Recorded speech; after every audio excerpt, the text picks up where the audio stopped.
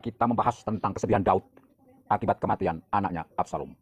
Meskipun Daud dikudeta oleh Absalom dalam arti upaya kudeta yang gagal dan menyebabkan kematian Absalom.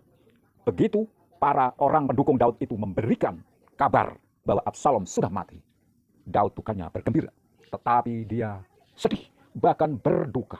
Di dalam kitab 2 Samuel dikatakan, ayat 33 dari pasal 18. Di sini Yoab dikasih tahu bahwa raja menangis, berkabung dengan sangat karena kematian Absalom itu. Pada hari itu kemenangan menjadi perkabungan bagi seluruh tentara. Luar biasa, saudara ya. Meskipun Daud benar-benar diupayakan kudeta oleh Absalom, tapi Absalom mati yang berarti kudeta itu gagal. Yang bagi seluruh tentara, Daud itu adalah kemenangan negara. Tidak demikian bagi Daud. Bagaimanapun juga, Absalom adalah anak Daud. Dan itu menjadi suatu simbol bagi kita semua. Bagaimanapun buruk perilaku anak, orang tua selalu mengasihi. Setiap orang mempunyai pendapat yang berbeda dan perilaku berbeda. Bagaimanapun juga, yang tertuliskan di Alkitab ini adalah sebuah peristiwa. Dan ketika ada peristiwa-peristiwa yang lain yang menyatakan bagaimana dengan kejam Daud membunuh para pemberi kabar kematian Saul, yang mengaku bahwa dia yang membunuh Saul, Yonatan, dan lain sebagainya, bukannya suatu penghargaan, tetapi suatu hukuman. Itu adalah peristiwa. Demikian juga ketika Daud tidur dengan Batseba, padahal Batseba itu mempunyai suami sendiri, dan Batseba itu adalah istri dari Uryah. Itu adalah peristiwa. Kenyataan. Itu bukanlah teladan yang harus diikuti. Karena Alkitab selain ada tuntunan, juga ada peristiwa-peristiwa, kisah-kisah yang ditunjukkan dalam cerita. Nah saudara, di sini terjadi suatu dilema bagi orang Israel dan orang Yehuda, di mana pada saat itu terjadi perpecahan antara pendukung Absalom, bahkan yang mengurapinya sebagai raja, dan pendukung Daud, terutama dari suku Yehuda. Di sini orang Israel yang terpecah menjadi dua menjadi bingung, apalagi pendukung Daud. Mereka telah menyelamatkan Daud dari pembunuhan dan kudeta oleh Absalom, tetapi Daud justru sedih karena kematian Absalom, dan demikian mereka menganggap bahwa Daud membenci mereka. Sebaliknya, kalau mereka tidak membela Daud, maka akan hancurlah suatu tata yang dipimpin oleh orang yang telah menyelamatkan mereka, memimpin mereka menuju kemenangan demi kemenangan dalam perang demi perang melawan orang Filistin. Jadi mereka bingung, lantas mengatakan pada Daud, dipimpin oleh Panglima Yoab, bahwa Daud sudah membingungkan para pendukungnya dan terutama orang-orang Yehuda. Dan orang Israel pun juga bingung, artinya yang mendukung Absalom juga bingung. Oleh karena pemimpin yang diurapi untuk menggantikan Daud sudah mati. Dan mereka mempertanyakan hasilnya. Dan mereka juga mengingat bahwa Daudlah sesungguhnya yang telah melepaskan mereka dari ancaman kematian oleh orang Filistin. Perang demi perang yang dimenangkan oleh Daud. Disinilah Daud yang pada saat itu oleh karena hendak dikudeta oleh Absalom, melarikan diri dari Yerusalem dan mengembara ke tempat-tempat persembunyian. Mendengar semua keluh kesah mereka, baik dari para pendukungnya maupun dari para pendukung Absalom yang sudah kehilangan Absalom.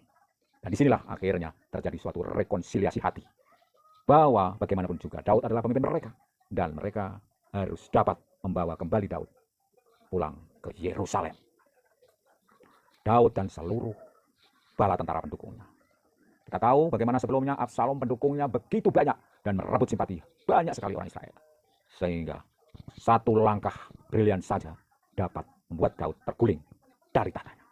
Bahkan kalau nasihat yang tepat diberikan kepada Absalom itu dituruti, yaitu nasihat Ahitofel dalam strategi untuk menangkap Daud dan membunuh Daud itu dipenuhi, tentu Daud sudah kehilangan tahta.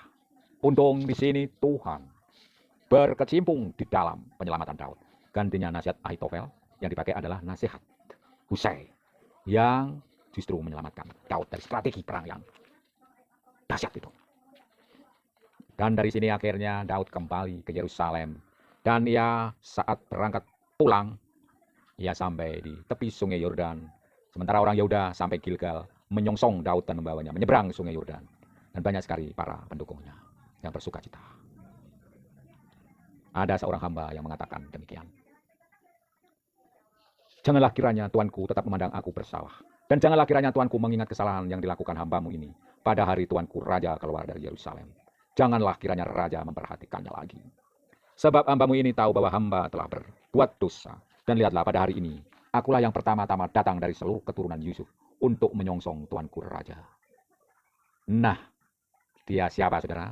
Yaitu Shimei, orang yang mengutuki Daud yang sudah diurapi Tuhan. Dan Shimei inilah dari orang Benyamin yang dia adalah dari kelompoknya pendukung Saul yang telah melawan dan menghina, mengutuki Daud pada saat perjalanannya dari tempat ke tempat di dalam upaya penyelamatan diri. Nah, di sini terketuklah hati Daud pada saat Shimei mengatakan hal permohonan jangan dihina itu. Kata Daud, apa urusanku dengan kamu, hai anak-anak Zeruya, sehingga kamu pada hari ini menjadi lawanku?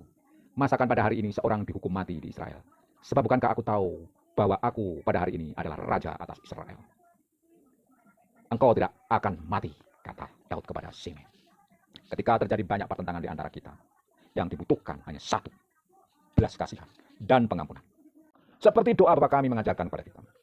Ampunilah kami atas kesalahan kami, seperti kami mengampuni orang yang bersalah kepada kami. Tuhan sudah mengampuni kita terlebih dahulu. Tidak ada alasan bagi kita untuk tidak mengampuni orang yang bersalah kepada kita.